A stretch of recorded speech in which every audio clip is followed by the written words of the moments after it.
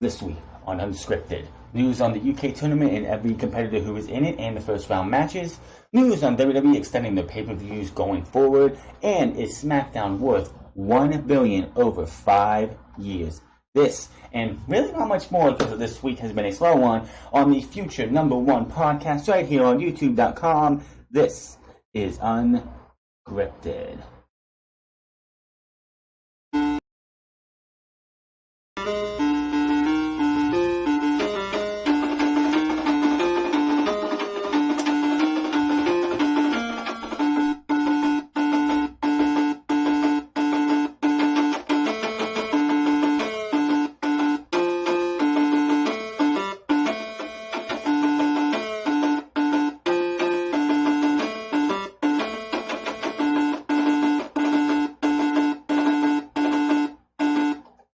What is going on, everybody? It's the Franz, and we're here for UnScripted number 21 for the weekend of May 25th, 2018. We have just gone through one of the worst Monday Night Raws of 2018 this week. Smackdown Live was decent, as it has been over the last few weeks. Smackdown has actually been, decent over the last few weeks, and they've actually been consistent, unlike Monday Night Raw. We'll talk about that in a minute. And NXT, of course, gave us the best, pretty much they're firing on all cylinders because they actually have a pay-per-view or a special event to build towards that people actually give a fuck about. But, of course, the biggest story coming out, and we will talk about it later on, the biggest story coming out of this week is that Fox is going to be getting the home of Smackdown Live. We'll have more information on that later. And the fact that it has pretty much signed a 5-year, $1 billion contract with WWE for pretty much, it's going to make WWE's, if anybody thinks that WWE can do what they want, they're making all this money, you're stupid, first and foremost. WWE, after what they did on Monday Night Raw, if I'm the Fox Broadcasting Company, I would be like, you guys want to put that on? You think we're going to have that on our broadcast? No. Of course, we'll talk about that later. That is going to be later. I don't want to talk about it right away because it's going to dominate pretty much the entire majority of this thing. Monday Night Raw, of course, had the infamous Bobby Lashley's sisters segment. 3 men in drag. We'll talk about that. We're going to actually end the podcast with that completely.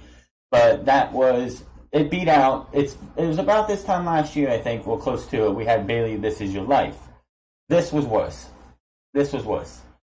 People want to say, and there was actually someone on Twitter the day after this happened that they said This Is Your Life was worse because it hurt Bayley, it hurt everybody in the process. This right here didn't hurt anyone but the creative, and I'm like, no.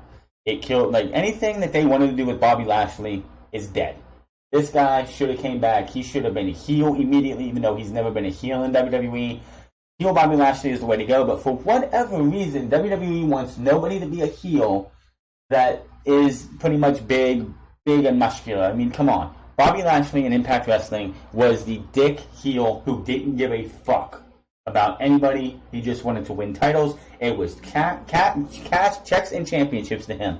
No one else mattered to him. It was all about that, except for when they did the American Top Team thing, which you just had to shut that off because the American Top Team was just fucking awful and had no business being on TV. But he comes back and he's smiling. I swear, they go through the gorilla and WWE, I'm pretty sure it was either Vince or Road Dogg or whoever comes before they leave and says, don't forget to smile. Why is everybody smiling as a babyface? Babyfaces smile too damn much. It doesn't feel real. Smiling's okay when it feels natural, but you have Ronda Rousey coming out with that fake-ass smile on. She's so happy and bubbly to be here. Nia Jax as a babyface, which I hope she turns heel on Monday Night Raw. That'd be perfect for her. Smiling just does not fit her character. They smile way too much. Look at Finn Balor. In NXT, did Finn Balor smile? Not that often, if at all. He was a babyface and he didn't smile. But he's up here and he's got this smiling Balor. He's the smiling babyface who pretty much has lost his balls. He's not a man. He's just a smiling person, and it's just fucking annoying. It just makes no sense at all why people are going to sit there and smile. Smiling does not help anybody. Just, oh, you're going to put that smile on their face for the kiddies. If you smile, they'll smile. No. Putting on good television, being entertaining, put smiles on people's faces. Bobby Lashley's sister's angle, getting back on topic, is what we call world's worst entertainment, as everyone likes to call it. It's awful.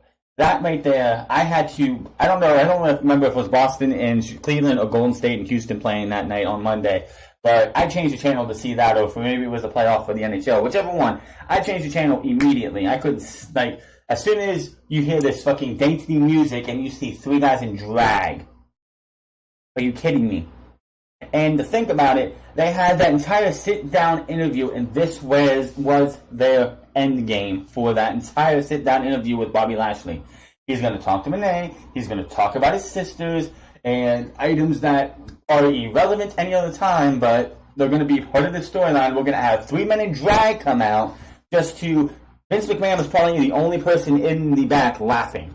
And apparently this entire thing was intended to. They put it out there because they knew it was going to bomb. How fucking dare you put something as shitty as that on TV? You wonder why people stop coming. You wonder why people stop watching, why the ratings are down.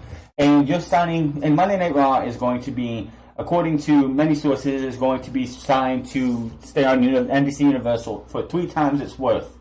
And that's the shit you're putting on. If I'm NBC Universal, I'm like, you're going to have to go somewhere else because that garbage does not belong on our station. Plain and simple. It was awful.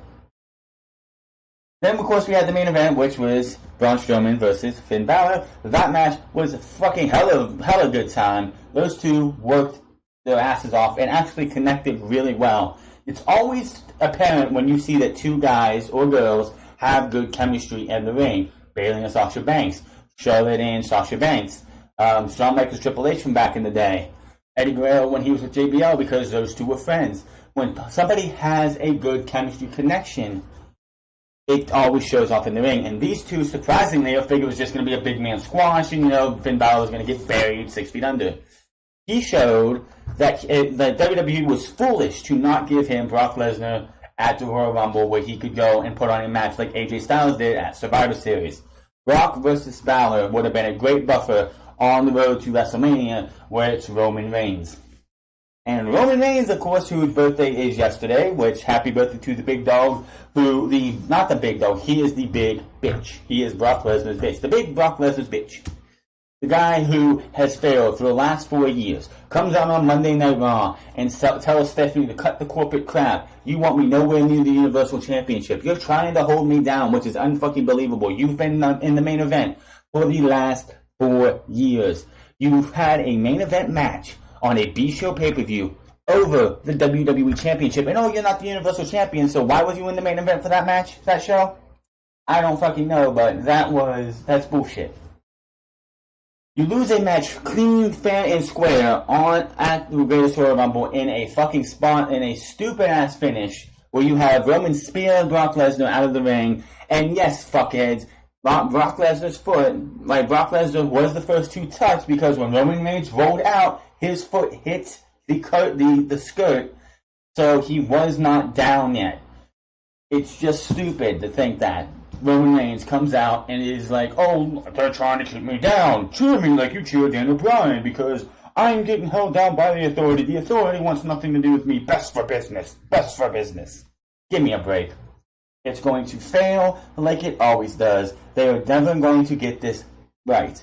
Give him the title just so you can get it over with, so we can just put us out of our misery, because this is pathetic. It's time. Enough, and I'm going to steal one from Owen Hart. Enough is enough, and it's time for a change. Roman Reigns is not the guy. Seth Rollins is. Braun Strowman is. One of those 2 need to be the guy who goes up against Brock Lesnar and wins the championship and gets this shit over with. I am done with it. I do not want to see Roman Reigns anywhere near the main event. No matter what happens, he's going up against Jinder Mahal at Money in the Bank. If you want to do this right, Jinder beats him at Money in the Bank. Clean. Not Singh Brother, it can't be clean. Singh Brother must get involved. Jinder Mahal hits him with a Colossus. 1, 2, 3, Roman Reigns gets beat. If you want to continue the storyline to even try and get him sympathy, one problem. If that was to happen, as soon as the 1, 2, 3 hits, Jinder Mahal gets cheered. And it better not be the fucking main event. Backlash is one thing. This is Money in the Bank. one of your bigger shows of the year. You even had Michael Cole come out the night after Backlash and call it Money in the Bank season. Roman Reigns, Jinder Mahal opens the show. No ifs, ands, or buts about it. Jinder versus Roman opens the show. That's what it deserves to be. Plain and simple. It deserves to be on the kickoff show, in my opinion. That's how much people fucking care about that match. Smackdown Live. Breath of fresh air for a week after the taste in our mouth from WWE from Monday Night Raw with that Bobby Lashley segment and all the bullshit they're pulling. We had Jeff Hardy versus Daniel Bryan in the main event. We had Lana win a Money in the Bank qualifier, which I'm still scratching my head on that one. Like, you have Peyton Royce and Billie Kay, the Iconics, whatever you want to fucking call it, getting both taken out of the out of the Money in the Bank. What are those two gonna do? I don't know. Maybe they'll screw somebody out of the title. Maybe they'll screw Asuka out of the title at Money in the Bank. I hope the hell not. Maybe they'll fuck up somebody over in the Money in the Bank ladder match. Just set up a program. I don't know. But Lana, I don't know. I'm hoping they don't go with this supposed rumored plan to have her and Rusev both win the Money in the Bank ladder matches. Because one, it's for either, if you win the title, if you win the Money in the Bank, it's stuck to your brand. I honestly don't see SmackDown or Raw winning both briefcases. It just makes no sense. Raw's going to win this women's, and SmackDown's going to win the men's. I say Miz, Ember Moon, just because it feels like that's what it should be. We also had the Usos take on the Good Brothers of Anderson and Gallows. Fast-paced match. It was good. That was that. But that was all real for those, and of course NXT still has the story of the year with Tommaso Ciampa and Johnny Gargano. They're going to be definitely, I don't know what it is yet, but apparently from what I've seen and what I've heard, that whatever match they're going to have got plans changed because of the last man standing match that's going to happen the next night between Shinsuke Nakamura and AJ Styles. So they're going to have a different match, which, again, I still say should be a Hell in a Cell match. Johnny Gargano versus Tommaso Ciampa just says Hell in a Cell. This is a year first time ever, so NXT getting their first ever Hell in a Cell, please and thank you. That would be great.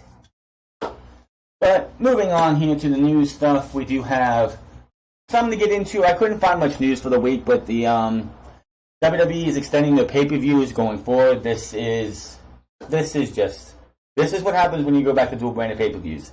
PW Insider is reporting that WWE has let several international broadcasting networks know that their monthly pay-per-views will start earlier than normal. This is beginning with the June 17th Money in the Bank show, which will have an official start time of 7 p.m. That doesn't include the kickoff show, which begins at 6. This could greatly be part of all pay-per-views being co-branded going forward. Yeah, so this is what happens when you go to co-branded pay-per-views. There is nothing wrong. Nothing at all. They did it back in the old brand split from the mid 2000. I think it was Judgment Day 2003 until I think somewhere in 2005 or 2006. You don't have to have a pay-per-view every single week, every single month for both brands. You have WrestleMania for both shows. You have Backlash for Raw, Money in the Bank if you wanted to keep it as a regular pay-per-view for SmackDown. You have Extreme Rules for SmackDown for Raw. You have SummerSlam, and then the next pay-per-view for SmackDown, and you just keep going.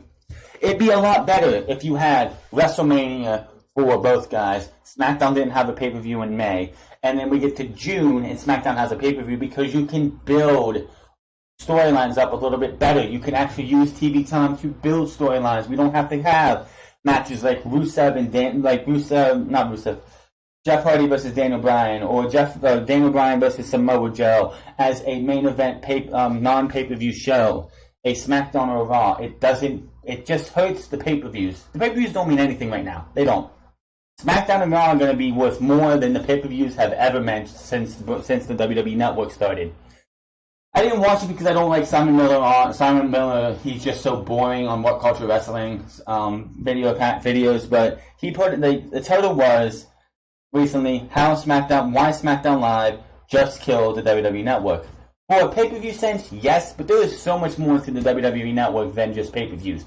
There's shows like Table for Three, shows like the Photo Shoot, Shows like 205 Live, NXT takeovers, which will always be great for the network.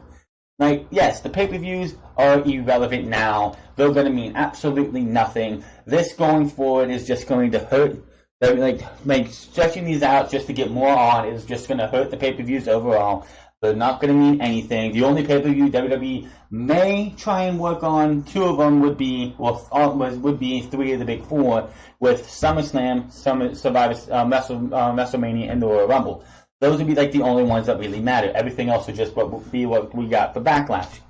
So you think Backlash was a bad pay-per-view? Honestly, Money in the Bank might skate by with the two ladder matches, and maybe if we have a good Shinsuke Nakamura versus AJ Styles match, which they all have been, but other than that, Extreme Rules is going to be garbage. I mean, when was the last time Extreme Rules was good? I remember a couple years ago, I think it was the last time Rob Van Dam was in WWE, and they had Extreme Rules. They had all these Extreme Rules matches, but the only match that had any type of weaponry, which was like a trash can, was the match that Rob Van Dam was in. Everything else was just bleh. Extreme Rules is going to be crap. Whatever comes out to SummerSlam is going to be crap. Whatever comes out, that's going to be crap. Survivor Series is just going to be, it's going to be SmackDown versus Raw again, like it was last year and the year before that. Maybe we'll do Champion versus Champions again. Maybe we'll get another AJ Styles versus somebody. Honestly, like I said, I think AJ Styles should keep, and this is just me being me, I think AJ Styles should keep the title to WrestleMania 35. It's much better on his shoulders than anybody else in this company, minus a Daniel Bryan or maybe a Miz, building up to a Daniel Bryan versus the Miz match at WrestleMania 35. But if that is not in the cards, AJ Styles right now should keep the title till they have somebody suitable to take it off of him. Yes, a Samoa Joe would be great, but after AJ Styles, Samoa Joe would dry up, like AJ Styles versus Shinsuke Nakamura is literally drying up.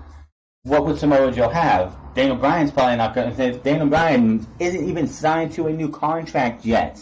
That's the thing. Daniel Bryan's not even signed to a new contract, and there's a possibility he doesn't re-sign. So, AJ Styles, and then you have, like, they really don't have anybody. Randy Orton comes back. Randy Orton needs to turn heel. Him versus AJ Styles. AJ Styles versus Samoa Joe. AJ Styles versus Daniel Bryan. AJ Styles versus Jeff Hardy. Let me think here. Really not much else there is. And well, we could always see a call-up, like an Aleister Black might come up after Brooklyn.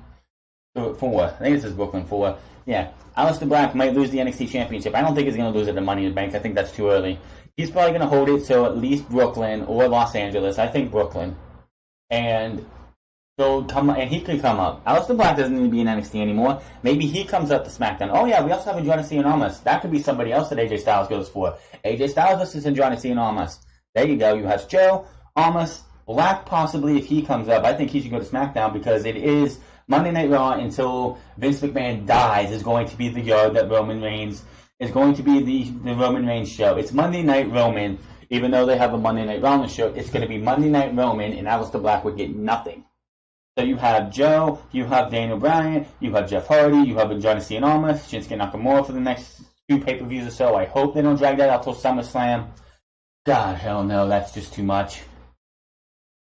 But, yeah, that's 5 guys right there. But no one, like, AJ Styles, honestly, they could keep until WrestleMania. Have somebody else win Money in the Bank. I see SmackDown winning it. Maybe The Miz wins it. If Miz wins it, Daniel Bryan needs to be signed so we can get the Daniel Bryan versus AJ Styles match at SummerSlam. Miz cashes in a la Seth Rollins at WrestleMania 31, and he cashes in, takes the title by pinning AJ Styles while Daniel Bryan is like out of the ring trying to come back in, and 1, 2, 3, and Daniel Bryan gets into the ring but misses by like an inch. And Miz is the champion, holding the title up while Daniel Bryan is looking down, and he's looking down at Daniel Bryan, who's just beside himself because the one guy he wants to get his hands on one-on-one just took the biggest prize in the industry from him. But other than that, these pay-per-views are just going to be crap. Extreme Rules is going to mean nothing. Whatever comes after SummerSlam is going to be nothing. AJ Styles, honestly, is going to probably keep that title for the rest of the year just because there's no one else. There's honestly nobody else that I could see winning the title from AJ Styles outside of The Miz. I know I got a little off track there, but hey, it is what it is. So yeah, 7 o'clock start times, and I guess the big four are going to start at 6. So all big four pay-per-views are going to be at 4 hours still, but 5 hours compared to Money in the Bank, which I guess is supposed to be a quote-unquote big 5, even though it's going to start at 7. So it's not in the big area yet. So yes, Backlash was bad, very very bad. I don't expect any pay-per-view outside of maybe SummerSlam, even though there's rumors that the plans that they have going into SummerSlam is going to divide the IWC very badly. So everything's going to be shit from here on out. And WWE doesn't care because they're making the money. They don't have to do anything. They don't have to put on good shows. Why does anyone think, and we'll talk about this a little bit more, why does anyone else think that WWE got good in the Attitude Era? I'll let you think about that when we talk about this. First round of the UK tournament has been revealed. Oh wait, that's not what it's supposed to be. I thought I had everything else out. Hold on. Did I not have the tournament in here right? I thought I did.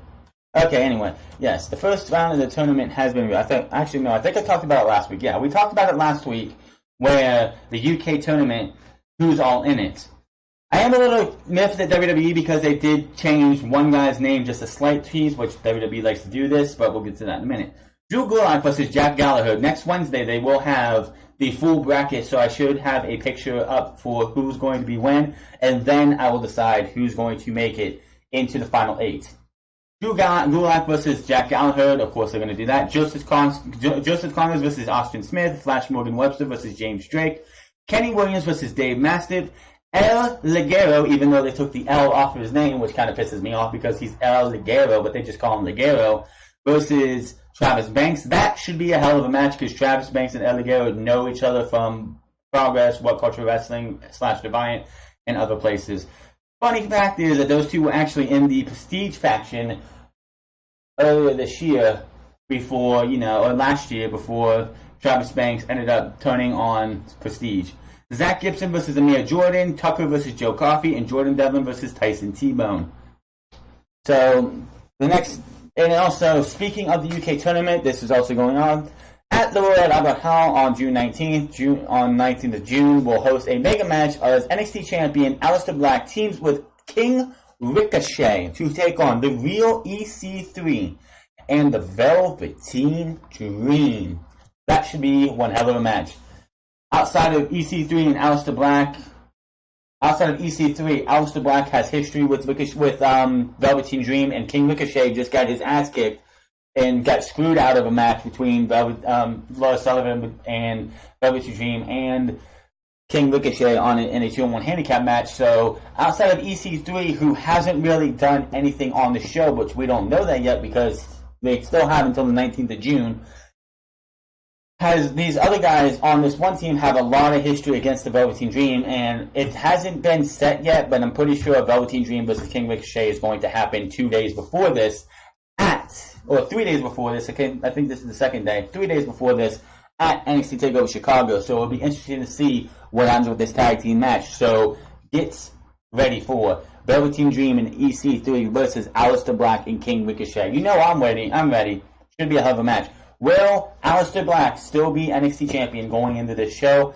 I think he will. That's just my opinion. News on Fox and WWE's deal for Smackdown Live. I'm going to read all this and I'm going to give you all my thoughts on it. WWE has reached an agreement to air the Smackdown Live brand on the Fox network, ESPN reports. Specific terms on the agreement are unknown at this time, although the offer was described as massive according to ESPN.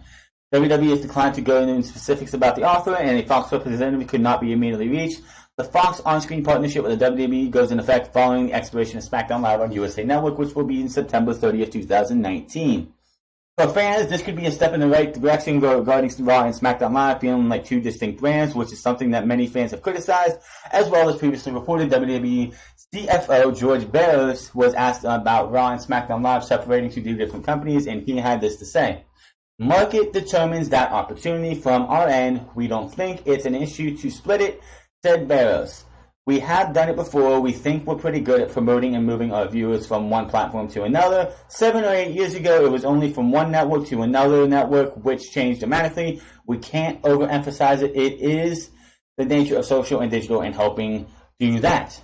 So we've been able to do it before. We do feel even more comfortable doing it today just because we have a direct connection with all our fans, which we did not have 7 or 8 years ago. So our ability to do that, if it is made sense economically, there were partners interested if we felt comfortable with the partners in question. Operationally, we would not see an issue with doing that. Previously, Raw and Smackdown were on different channels, but under the same parent company. Recently, NBC Universal has reached an agreement with WWE to continue air Raw, but SmackDown Live was left without a home. WWE and Fox have been in talks since last year regarding moving their product from USA. While Fox will not be acquiring Raw, it does give SmackDown Live an opportunity to showcase its brand with a different company. Due to television deals, WWE stock has reached a record high in 2018, topping over $50 for the first time in history. While the total number of viewers has sustainably decreased over the years, Jinder Mahal was a big part of that last year. The general feeling is that the WWE remains a viable product due to the fact that Raw and SmackDown Live has stayed in the same area of viewers for quite some time and has not witnessed a decrease compared to other shows from numerous networks this year. In addition, WWE acquisitions of Ronda Rousey play significant assistance to the product as well. It could be argued that a reason why Ronda Rousey has been pushed to the Raw Women's Championship level so quickly and why it is announced during the NBC Universal event was for WWE to have a bigger mainstream presence, which helps the company in regards to television negotiations. Speaking of SmackDown Live, they will be also supposedly, and this is not complete yet, but SmackDown could be moving to a new night. As reported, Fox has reached an agreement to acquire SmackDown Live to join their programming. This comes off the heels of NBC Universal maintaining their partnership with WWE after their contract ended in September 2019, but only keeping Raw as part of the deal. According to the wrap, the deal between Raw, WWE, and Fox will also result in a change in the day that SmackDown will air, which will be Fridays. According to a source with knowledge of the deal, in addition to Fox, SmackDown has also been aired since its series debut in 1999 on UPN, the CW, My Network TV, and Sci-Fi. Past inclinations of SmackDown have been aired on both Thursdays and Fridays, and the only reason it moved to Tuesday night and went live was because the USA requested it. They didn't want to have a tape show on their product because, quite honestly, if you think about it, until SmackDown went live and they did this new brand split, SmackDown's ratings actually probably started slipping a lot more than they wanted it to, because why would you watch SmackDown? Why would anyone watch SmackDown live, SmackDown taped when it was? Why would you watch it taped when you could just look at the results and then watch things on YouTube? So USA was like, you know what? We want to be able to have more eyeballs on the product. So we're going to have you put it on live, and we're going to do a brand split. The brand split was also because USA Network wanted it.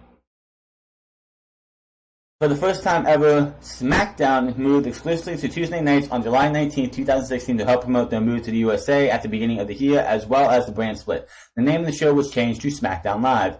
The current Fox 2018 lineup for Fridays has Last Man Standing airing from 8 to 8:30, The Cool Kids from 8:30 to 9, and Hell's Kitchen from 9 to 10. So those shows would have to find a new night with the new deal. For many years, WWE taped SmackDown on Tuesday nights to assist their production scheduling along with the WWE live event schedule. Per this report, there is no information on whether it will stay live. The SmackDown crew works live events from Saturday to Monday with television on Tuesday. Regarding the terms of the deal, the Hollywood Reporter is that it is a 5-year agreement worth more than $1,205 million annually. This is threefold increase at what NBC Universal is currently paying for the Blue brand on USA. There was even a bigger offer for another party, but WWE agreed to partner with Fox due to the company's ability to heavily promote the product across a platform with other sports, including NFL, MLB, and other things like that. Averaging at 2.59 million viewers backstage, and yeah. Before we get into the backstage talks, remember when I asked you why WWE decided to get good back in the Attitude Era? If you were wondering, because they weren't making much money, they were going to come close to going bankrupt. Ding, ding, ding, you have a winner. WWE is making so much money right now off of this deal and what WWE is going to get for the NBC Universal deal for Raw. They don't have to put on good TV. They don't. Is it fair to the fans? No. The fans are getting shafted because of this. WWE can do whatever the fuck they want, and it's not right to the fans. Any fucking person out there who says, why don't you just shut your mouth? Why are you watching? WWE can do whatever they want. They're making their money. Fuck you. Fuck you.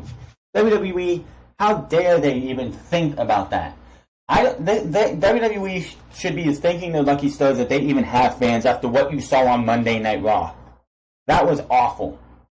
That was absolutely awful. That right there, if WWE was going up against somebody, would have killed their company. Something like that. The fact that they don't have any competition, TNA came close, but they jumped the gun way too early on that one.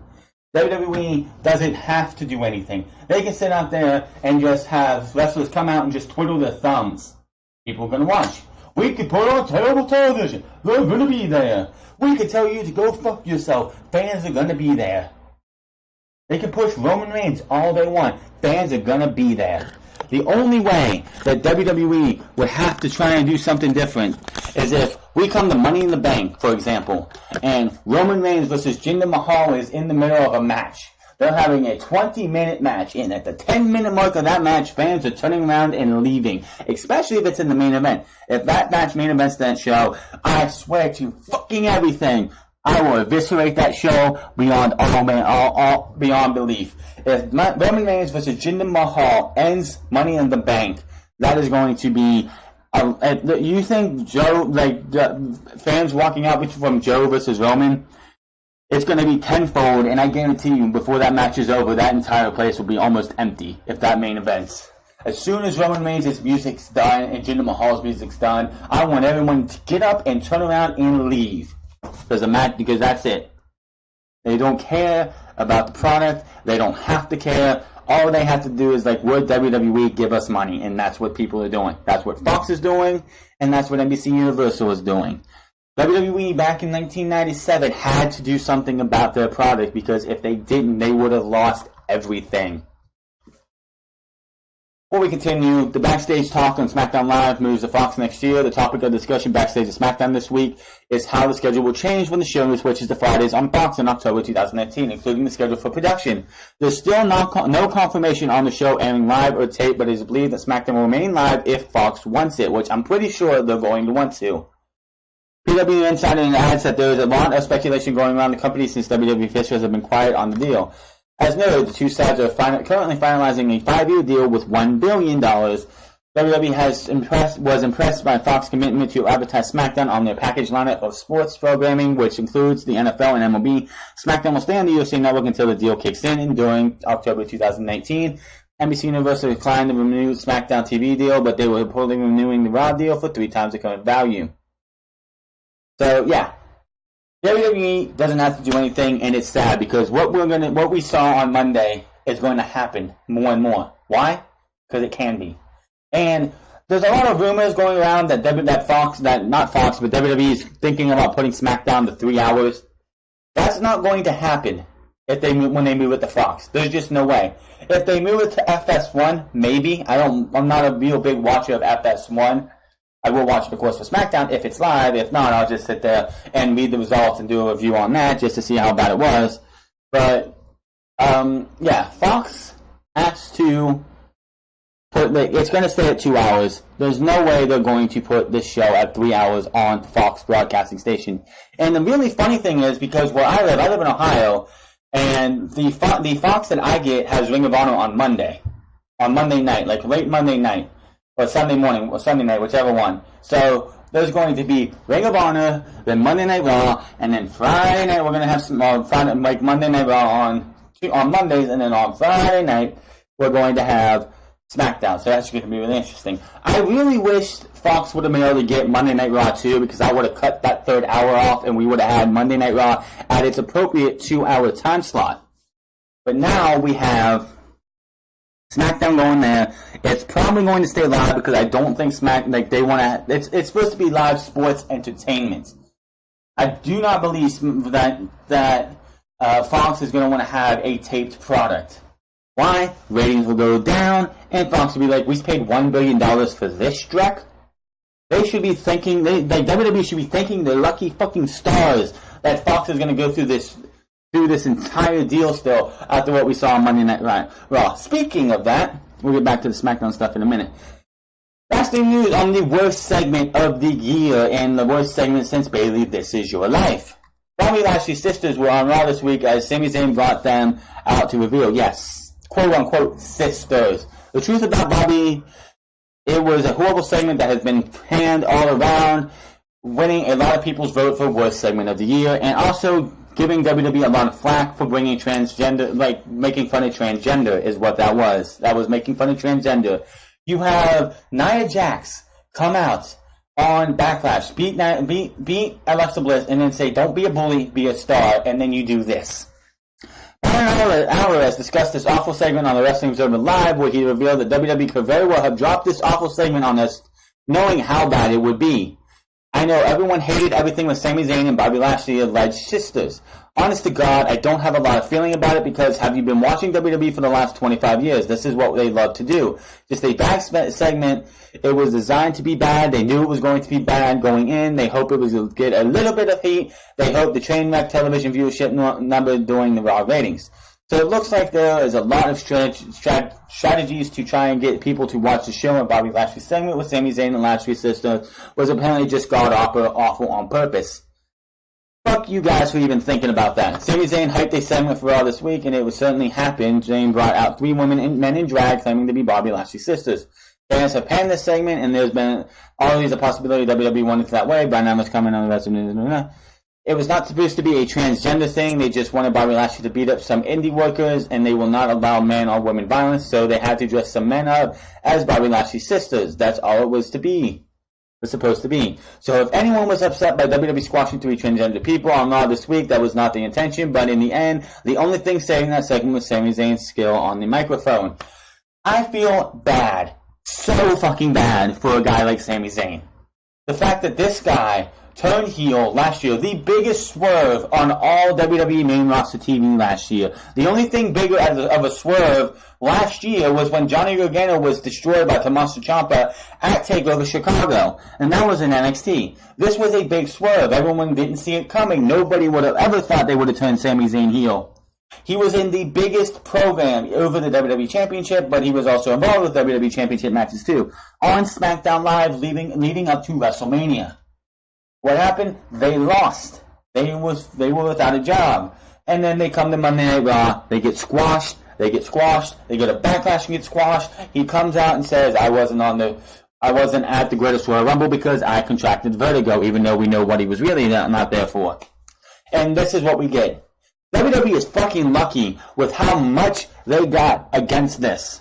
How much they got humiliated, and how much people panned this, and how many people fucking threw flack at them. They're lucky Fox didn't call them up and it's like, hey, you're gonna put that shit on? Fuck this deal, gone. So you're finalizing a deal for $1 billion fucking dollars over the next 5 goddamn years, and that's the shit you put on. Give me a fucking break. Are you kidding me? That was just god fucking awful TV. It wasn't entertaining. It wasn't funny. You have fucking Finn Balor coming out with this rainbow colored Balor Club shirt. Balor Club is for everyone. Balor Club is for the men, for the women, for the transgender, for the bisexual, for the LGBT community. And you're going to put this on? Having 3 guys in drag to have Bobby Lashley beat them up. No, that's not what you should have did. You should have had 3 women come on and not have Bobby Lashley get physical with the women. You should have had these 3 women come out and embarrass Bobby Lashley. Once they leave, Sami Zayn gets his ass beat by Bobby Lashley. Not the smiling, happy-go-lucky Bobby Lashley, the angry, pissed-off Bobby Lashley. You could have made that segment mean something, and it could have brought out the Bobby Lashley that you should have seen. Instead, he's getting his family made fun of. His family's made fun of, so what's he do? He comes out, he thanks Sami Zayn, he smiles, he's kissing babies, he's shaking hands. But this is what you give us. And they do it on purpose. That's like Donald Trump versus Rosie O'Donnell. That shit segment from a couple years ago. That shit they put on because they know it's going to be embarrassing. They know it's going to be shit. And they know that it's going to be, that nobody's going to fucking like it. Just so they can try and get numbers. Yeah, this is what NBC's paying for. This is what the NBC Universal guys are paying for. Shit segments like that. And nobody should have found that shit funny. If anybody said Monday Night Raw is fucking good with that shit on there, you are a fucking blind buffoon. Shit like that. Stephanie McMahon coming back. Stephanie McMahon comes back.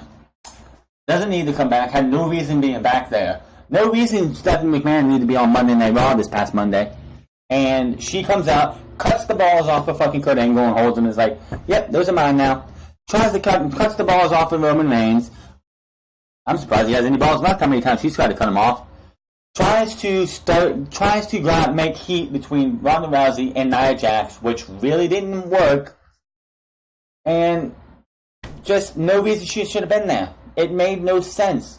You're out supposed to be selling this injury, and you're just coming back.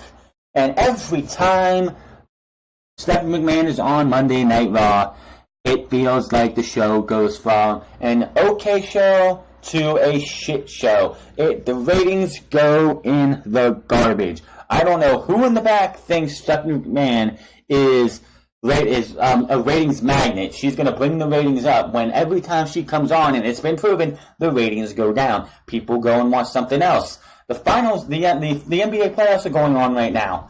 They won't bring on Monday's night after the, I think if there's a Game 7 on for the Western Conference, it'll be this Monday. But this past Monday, people will probably change to see who's winning the game or watching these games.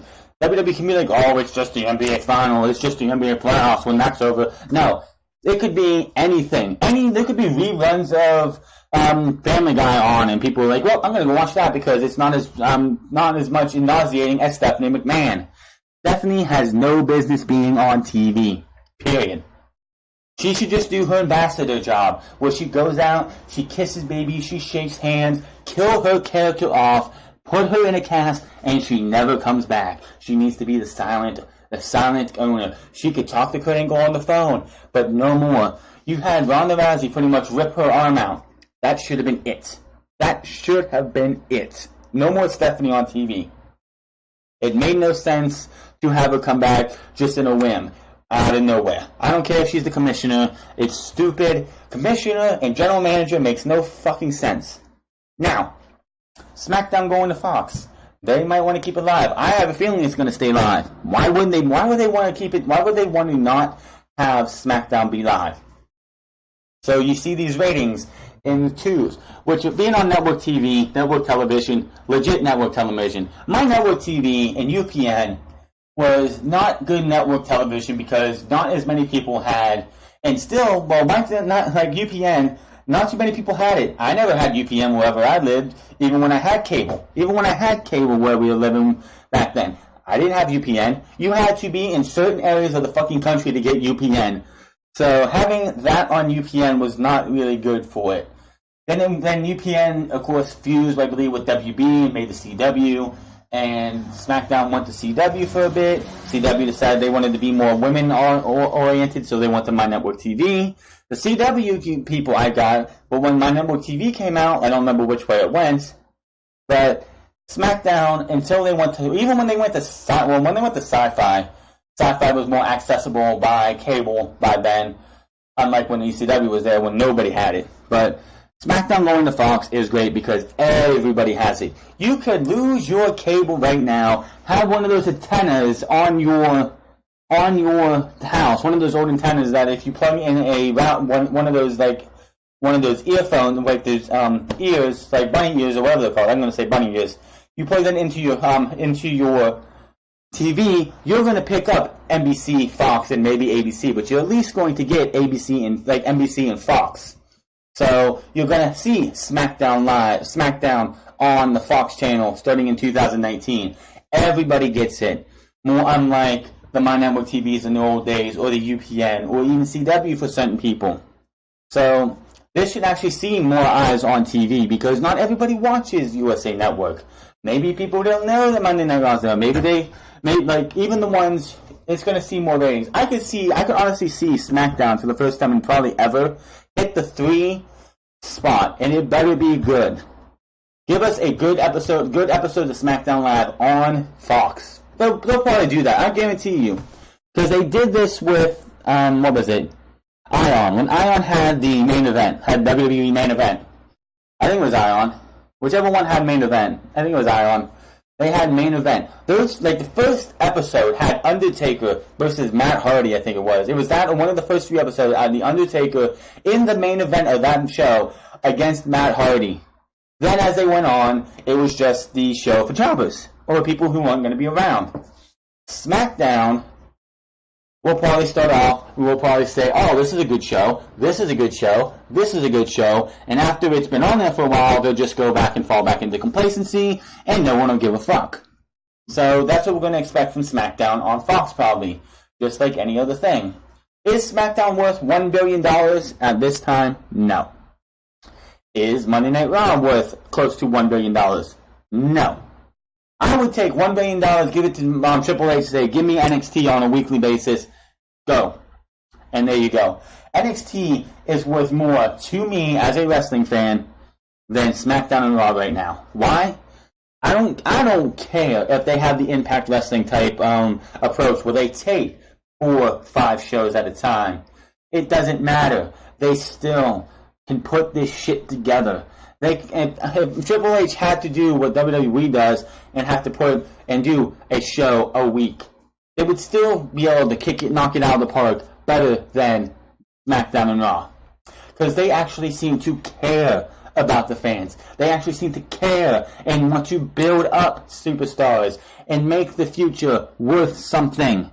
While Vince McMahon just wants to kill the future. He didn't create a Kevin Owens. He didn't create a Andrade Cien Almas. He didn't create the Authors of Pain. He didn't create Sanity. All that was Triple H. And by the way, unless I missed it, there was no Sanity promo this week for SmackDown Live. So are they not coming up to SmackDown now? What's going on with that?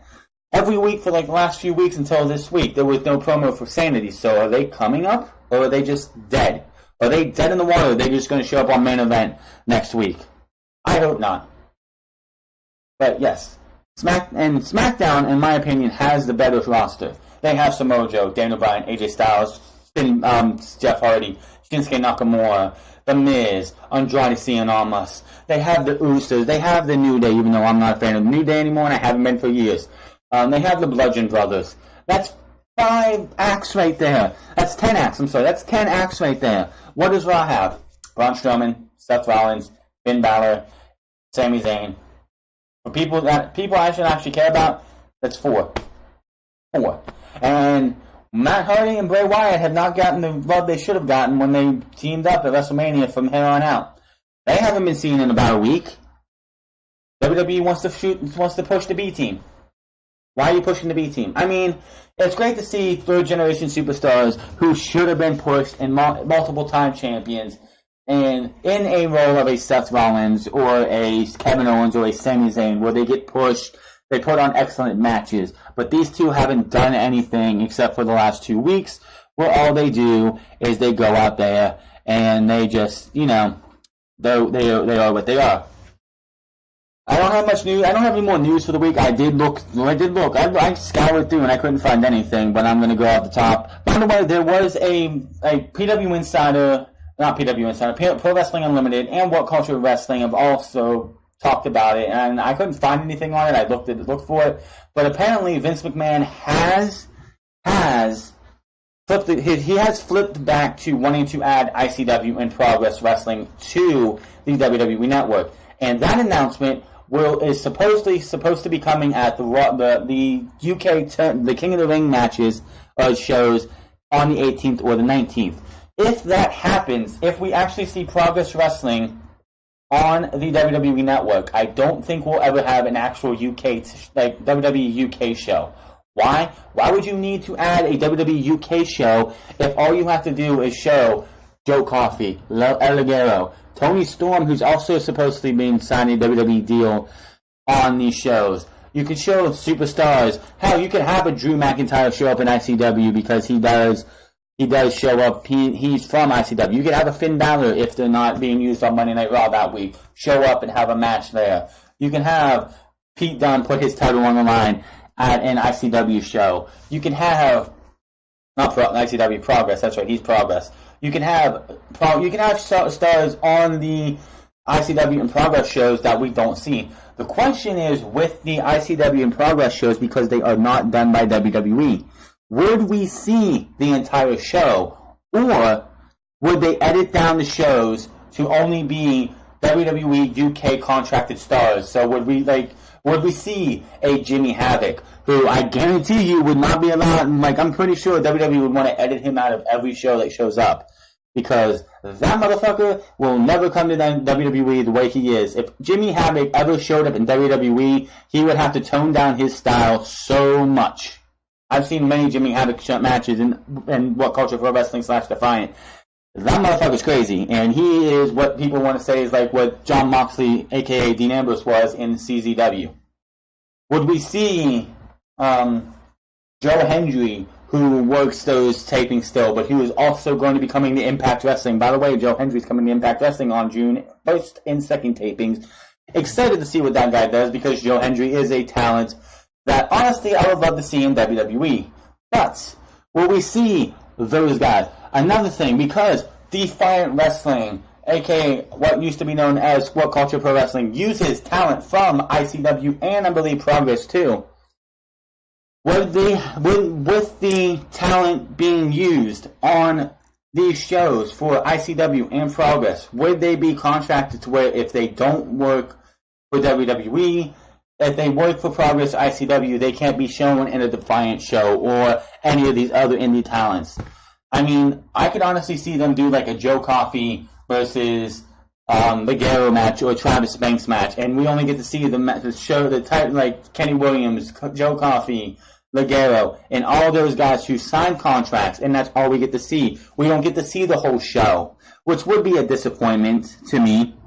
But yes, that would be great to see. I mean, WWE is like Vince McMahon is got to be one of the most flip-floppers I've ever seen.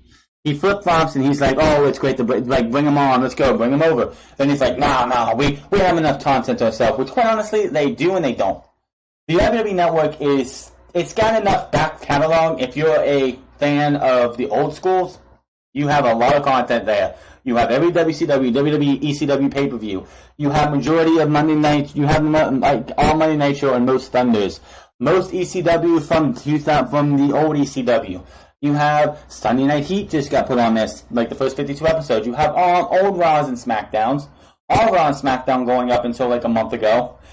That's another thing we gotta wonder. Getting that in a second.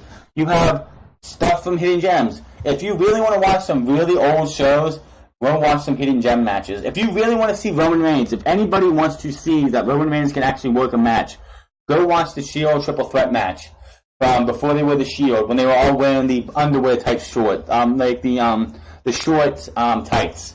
That looks like kind of underwear. That was when he was not even called Roman Reigns. He was Lakile or something like that. He actually did not wrestle anything like you see him today, and he was less tattooed, but that's not the point. That guy, I want to see that guy in the ring. Another thing about this new TV deal that I just forgot, and I just realized.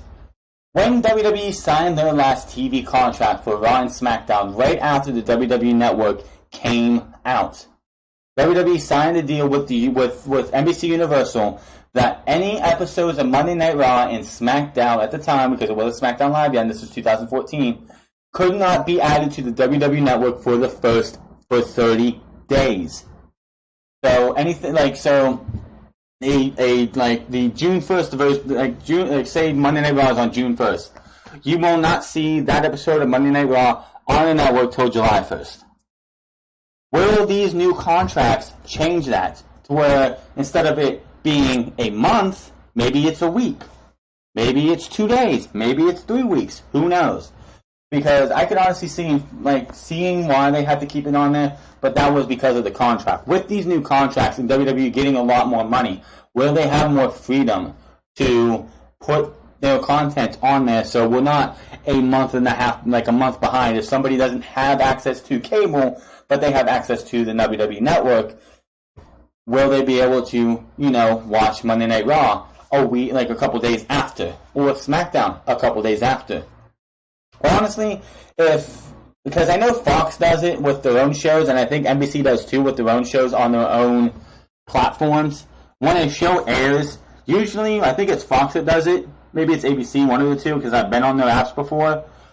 Usually it's 24 to 48 hours before you can actually watch it on their own platform. So maybe WWE can be like, wait a minute, you guys are doing that, so why can't we do it on our own? We'll have to wait and see. It is going to be interesting to see what happens with WWE. going forward. Will we see Pyro again besides the big four? Maybe. They're getting $2 billion, $1 billion for one, and I don't know how much the actual NBC Universal one's going to be. It could be about $1 billion too over 5 years. Who knows? Could you imagine WWE, Raw, and SmackDown being worth to WWE $1 billion each over 5-year deals? That's ridiculous. Absolutely ridiculous. But I'm not wasting your time enough here. This has been The France. Find me on Twitter at The France. Find me on twitch.tv/TheFrance08. I will be back tomorrow streaming. I did miss today's stream because of getting a bunch of things done for my other YouTube channel. Make sure to hit that subscribe button, comment down below, like this video, comment down below on what you think of the few stores that I could actually find. I apologize for there not being much news this week. It is one of those down weeks outside the UK tournament, and the biggest news, of course, was the Smackdown going to Fox next year. But that is going to be all, and I will see you guys on Monday for the next episode of Monday Night Raw. Hopefully WWE actually does something worthwhile, but it's a 3-hour show, and I highly doubt that. Until then, I'm getting out of here. You guys have a good one.